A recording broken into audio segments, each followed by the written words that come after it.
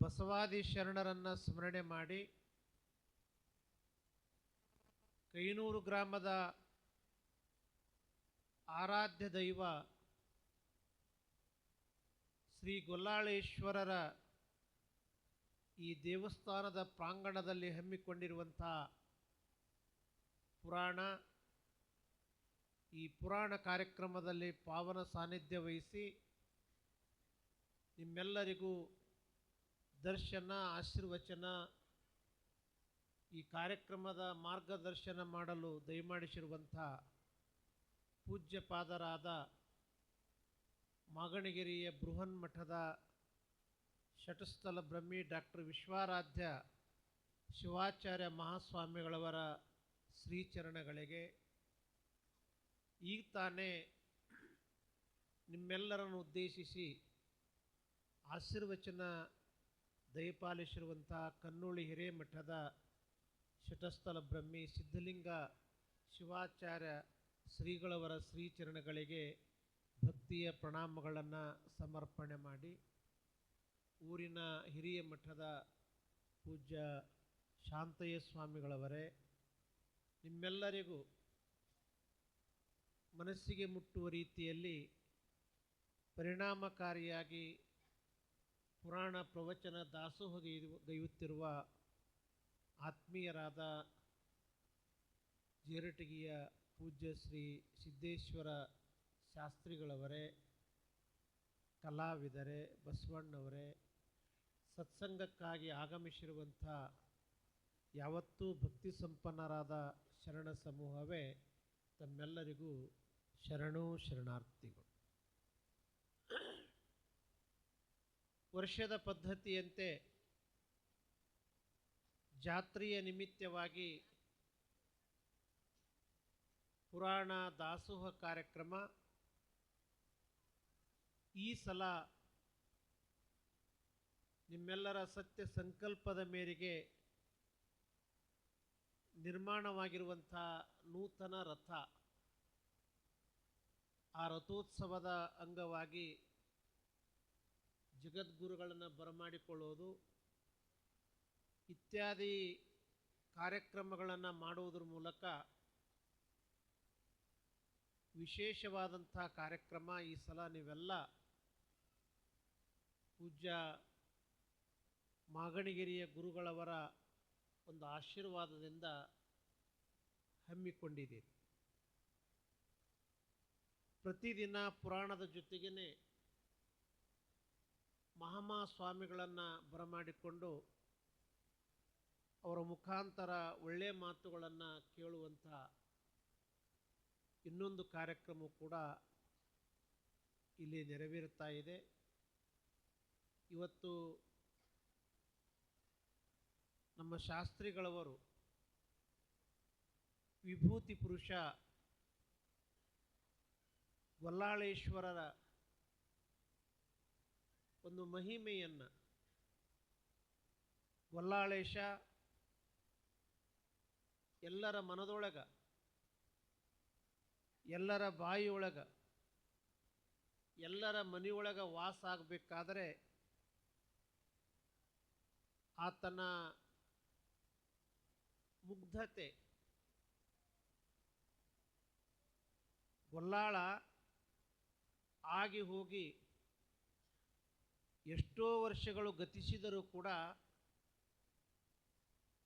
ಭಾವನಾತ್ಮಕವಾಗಿ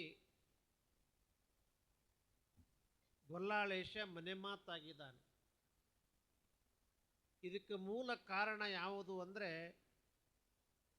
ಗೊಲ್ಲಾಳ ಹೋಗಿ ಗೊಲ್ಲಾಳೇಶ್ವರ ಆಗಬೇಕು ಅಂದ್ರೆ ಅವನಲ್ಲಿರುವಂಥ ಮುಗ್ಧತೆ,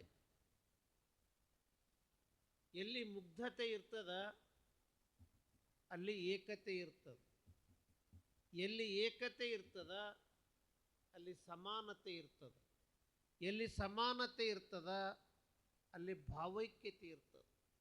ಇಂಥ ಮುಗ್ಧತೆಯಿಂದ ಕೂಡಿರುವಂಥ ಗೊಲ್ಲಾಳ ದೇವರಾಗಿ ಎಲ್ಲರ ಮನದೊಳಗ, ಮನೆಯೊಳಗ, ಬಾಯಿಯೊಳಗ ಕಾಯಮಾಗಿ ಇವತ್ತಿನವರೆಗೂ ಉಳಿಬೇಕಾಗಿತ್ತು ಅಂತಂದರೆ ಅವನ ಮುಗ್ಧತೆಯೇ. ಮುಗ್ಧತೆಯಲ್ಲಿ ಒಂದು ನಿಷ್ಠೆ, ಪ್ರಾಮಾಣಿಕತೆ, ಹಂಬಲ, ಆ ಹಂಬಲವೇ ಗೊಲ್ಲಾಳ ಕುರಿಹಕ್ಕಿಯಲ್ಲಿ ಲಿಂಗವನ್ನು ಕಂಡು ಲಿಂಗ ಆಗಿರೋದು ನಮ್ಮ ಶಾಸ್ತ್ರಿಗಳವರು ಪುರಾಣದೊಳಗ ನಿಮಗೆಲ್ಲ ಪ್ರತಿದಿನ ಹೇಳ್ತಾ ಬರ್ತಾ ಇದ್ದಾರೆ. ಗೋಲಗೇರಿ ಗೊಲ್ಲಾಳೇಶ್ವರ ದೇವಸ್ಥಾನದಲ್ಲಿಯೇ ನಾ 3 ಸಲ ಪುರಾಣ 11 ವರ್ಷಕ್ಕೊಮ್ಮೆ, ಒಂದು ಸಲ ಹೇಳಿ 11 ವರ್ಷ ಆದ ಮೇಲೆ ಮತ್ತೊಂದು ಸಲ, ಮತ್ತು 11 ವರ್ಷ ಆದ ಮೇಲೆ ಮತ್ತೊಂದು ಸಲ, 3 ಬಾರಿ 11 11 33 ನಾ ಪುರಾಣ ಹೇಳಿದ ಸಂದರ್ಭದಲ್ಲಿಯೇ ಏನು ದೇವಸ್ಥಾನದ ಸುತ್ತಮುತ್ತ 2 ಅಂತಸ್ತುಗಳು ಕೋಣೆಗಳಾಗಿದ್ದಾವೆ, ರೂಮುಗಳಾಗಿದ್ದಾವೆ. ನಾ ಹೇಳುವ ಪುರಾಣದ ಸಂದರ್ಭದಲ್ಲೇ ಭಕ್ತರ ಭಕ್ತಿಯ ದಾಸೋಹದಿಂದ ತಯಾರಾಗಿರುವಂತಹದ್ದು. ಅಂಥ ಮಹಿಮಾ ಪುರುಷರಾಗಿರುವಂಥ ಗೊಲ್ಲಾಳೇಶ್ವರರ ಒಂದು ಭಕ್ತರಾದಂಥ ನೀವುಗಳು ಮಲ್ಲಯ್ಯ ಎಲ್ಲೆಲ್ಲಿ ವಾಸಾಗಿದ್ದಾನೆ ಅಲ್ಲೆಲ್ಲ ಗೊಲ್ಲಾಳೇಶ್ವರ ದೇವಸ್ಥಾನ, ಯಡ್ರಾಮಿ, ಸಿಂದಗಿ, ಜೇವರ್ಗಿ ಈ ಎಲ್ಲ ತಾಲೂಕುಗಳಲ್ಲಿ ಗೊಲ್ಲಾಳೇಶ್ವರ ದೇವಸ್ಥಾನ. ನೀವೆಲ್ಲ ಉಗಾದಿ ಮುಂದೆ ಮಾಡಿಕೊಂಡು ಶ್ರೀಶೈಲಕ್ಕೆ ಹೋಗ್ತೀರಿ. ನೀವು ಶ್ರೀಶೈಲ ಮಲ್ಲಯ್ಯನ ದರ್ಶನ ಮಾಡಿಕೊಂಡು ಊರಿಗೆ ಹೋಗುವ ಪೂರ್ವದಲ್ಲಿ ಗೋಲಗೇರಿಗೆ ಬರೋದು, ಗೋಲಗೇರಿಯ ಗೊಲ್ಲಾಳೇಶ್ವರನ ದರ್ಶನ ಪಡೆಯೋದಂದರೆ ಶ್ರೀಶೈಲ ಮಲ್ಲಯ್ಯನ ನಂತರ ಇನ್ನೊಬ್ಬ ಮಲ್ಲಯ್ಯ ಎಲ್ಲಿಯಾದರೂ ಇದ್ದರೆ ಅದು ಗೋಲಗೇರಿ ಒಳಗೆ ಅನ್ನುವಂಥ ಸದ್ಭಾವನೆ ನಿಮ್ಮೆಲ್ಲರಿಗೂ ಇರುವಂಥದ್ದು.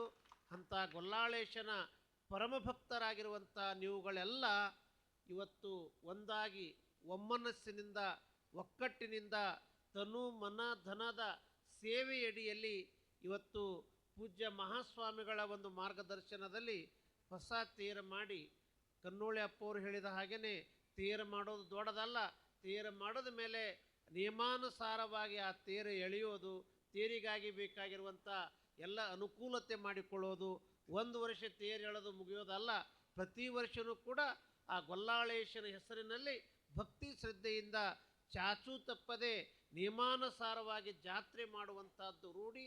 ಅದು ಪೂಜ್ಯ ಮಹಾಸ್ವಾಮಿಗಳ ಆಶೀರ್ವಾದದಿಂದ ನಿಮ್ಮ ರಥೋತ್ಸವ, ನಿಮ್ಮ ಕಾರ್ಯಕ್ರಮ ಸುಗಮವಾಗಿ ಸಾಗಲಿ ಎನ್ನುವಂಥ ಮಾತನ್ನು ಈ ಸಂದರ್ಭದಲ್ಲಿ ಹೇಳಿ, ಜೀವನದೊಳಗೆ 2 ಒಂದು ಹೌದು ಒಂದು ಅಲ್ಲ. ನಮ್ಮ ಸಂಗಾಟ ಬರೋದು ಹೌದು ಮತ್ತು ಅಲ್ಲ. ಅಲ್ಲ ಅನಿಸ್ಕೊಳ್ಳೋಕೆ ಭಾಳ ಟೈಮ್ ಬೇಕಾಗಿಲ್ಲ, ಹೌದು ಅನಿಸ್ಕೊಳ್ಳೋಕೆ ಸಾಯುತನ ಸಾಧನ ಮಾಡಿದ್ರು ಸಾಧ್ಯ ಆಗುವುದಿಲ್ಲ.